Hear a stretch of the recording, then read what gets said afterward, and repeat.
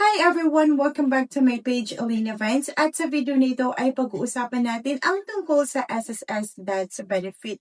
Ano nga ba ang SSS Deaths Benefit? Ang SSS Deaths Benefit ay isang cash benefit na ibinibigay ng SSS sa mga beneficiaries ng namatay na member. Dalawa ang posibleng matanggap. Una, ang monthly pension. Ibig sabihin, buwan-buwan may matatanggap ang beneficiary. Pangalawa naman, ang lump sum benefit. Ibig sabihin ito ay isang bagsakang bayad lamang. Hindi pare-pareho ang matatanggap ng pamilya dahil nakadepende ito sa bilang ng hulog ng member at kung sino ang qualified na beneficiaries. Kailan ba may monthly pension? Ang monthly pension ay matatanggap ng primary beneficiaries kung ang namatay na member ay may at least 36 monthly contributions bago ang semester ng pagkamatay nito. Kapag sinabing 36 monthly contributions, ang katumbas niyan ay 3 years na hulog. Pero tandaan, hindi kailangan na sunod-sunod ang hulog mo. Halimbawa, sa unang work niya ay 12 months and then sa pangalawang work niya ay 10 months naman.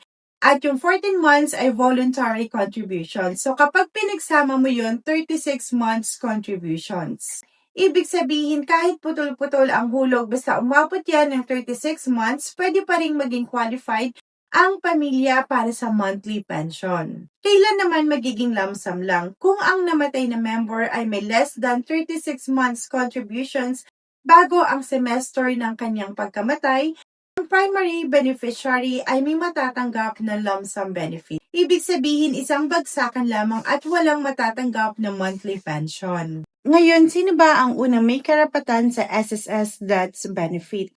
Ang tawag sa kanila ay primary beneficiaries. Kasama dito ang dependent legal spouse at dependent children. Kapag sinabing legal spouse, dapat legal na asawa, ibig sabihin may valid marriage certificate. Hindi automatic na qualified ang live-in partner kung hindi sila kasal. Ang legal spouse ay kailangang dependent sa namatay na member at habang tumatanggap siya ng survivor's pension, hindi siya dapat mag-asawa muli o magkaroon ng live-in partner. Kapag nagpakasal ulit o nagkaroon ng cohabitation o live-in relationship ang surviving spouse, pwedeng matigil ang kaniyang pension. Sino naman ang qualified na mga anak? Kasama din sa primary beneficiaries ang mga anak ng namatay na member. Pwedeng legitimate, legitimated, legally adopted o illegitimate child. Pero may conditions. Ang anak ay dapat una, below 21 years old, pangalawa, unmarried, at pangatlo, hindi gainfully employed. Pero may exception. Kung ang anak ay lumampas na sa 21 years old pero mayroon siyang permanent disability na congenital o nagsimula habang minor pa siya at hindi niya kayang suportahan ang sarili, maaari pa din siyang maging qualified beneficiary. Paano kung walang asawa o qualified na anak? Kung walang primary beneficiaries tulad ng legal spouse at qualified children, saka titingnan ng SSS ang secondary beneficiaries. Ang secondary beneficiaries ay ang dependent parents ng namatay na member. Kung parehong buhay at dependent ang mga magulang, maaari silang makatanggap ng lump sum benefit.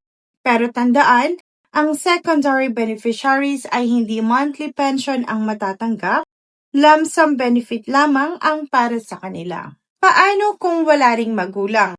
Kung walang primary beneficiaries at wala ring dependent parents, tinitingnan ng SSS kung may nakalagay na designated beneficiaries sa record ng member. Halimbawa, sa kanyang E1 form, member data change request form o iba pang records niya sa SSS. Kung wala ring nakadeclare na beneficiary, ang benefit ay mapupunta sa legal heirs ayon sa batas ng succession. Kaya napakahalaga na i-update ang SSS records habang buhay pa ang member. Huwag hintayin may emergency bago ayusin ang beneficiary records kasi doon talaga nagkakagulo ang pamilya. Magkano ang monthly pension? Pagdating naman sa halaga ng monthly pension, hindi ito pare-pareho sa lahat.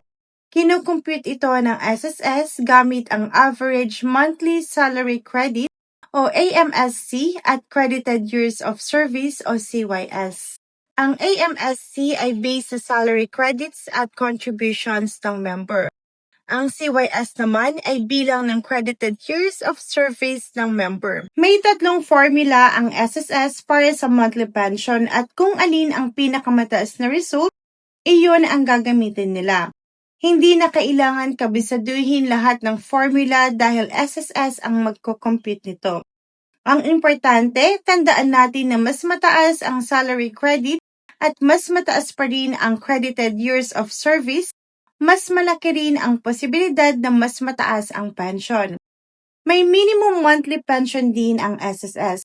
1,000 pesos kung less than 10 credited years of service, 1,200 kung may at least 10 credited years of service, at 2,400 kung may at least 20 credited years of service. May dagdag na benefits din ang qualified survivor pensioners. Una, may 13-month pension tuwing December. Ibig sabihin, bukod sa regular monthly pension, may additional na katumbas ng isang buwan na pension tuwing December.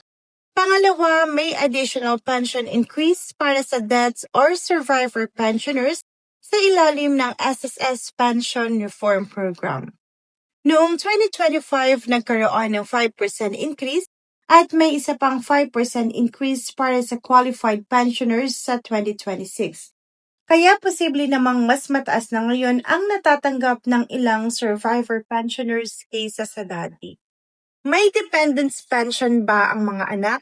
Dito madalas nagkakaroon ng kalituhan. Ang dependent pension ay hindi automatic sa lahat ng death benefit claims. Ayon sa SSS, ang dependent pension ay para sa qualified dependent children ng retired member. Ito ay katumbas ng 10% ng monthly pension o 250 pesos kung alin ang mas mataas. Hanggang 5 dependent children ang maaring mabigyan at kung higit sa 5 ang anak, magsisimula ang SSS sa pinakabata. Kaya kung death benefit ang pinag-uusapan, huwag agad mag-assume na may separate dependence pension ang mga anak. Mas mabuting ipacheck mismo sa SSS ang specific case dahil may sariling evaluation ang bawat claim. Ano ang pwedeng ibawas sa death benefit? May ilang sitwasyon din na pwedeng mabawasan ang matatanggap na death benefit. Una, kung hindi may nabayarang SSS loan ang namatay na member, maaaring ibawas ito sa benefit. Pero ang magandang malaman mula sa date of death o date of contingency, hihinto na ang pag-charge ng interest at penalty sa loan. Pangalawa, kung may pension na naibayad pagkatapos ng pagkamatay ng retiree o disability pensioner dahil hindi agad na i-report ang kanyang death, pwedeng bawiin o ibawas iyon ng SSS. At pangatlo, kung may overpayments o hindi dapat na benefit na natanggap, maaari rin itong madidak sa claim. Paano naman mag-claim? Para mag-claim ng SSS Death Benefit, kailangang ihanda ang mga dokumentong hinihingi ng SSS tulad ng death certificate ng member, proof of relationship gaya ng marriage certificate o birth certificate, valid IDs at iba pang supporting documents depende sa case. Ang dependent legal spouse na SSS member ay maaari ring mag-file online sa my.sss portal sa ilang qualified cases. Pero kung may anak, may issue sa records, may ongoing claim o kailangan ng mas malalim na evaluation, maaaring kailanganin pa ring mag-file over-the-counter sa SSS branch. Sa madaling salita, kung may 36 contributions ang namatay na member bago ang semester ng kanyang deaths, maaaring magkaroon ng monthly pension ang kanyang primary beneficiaries.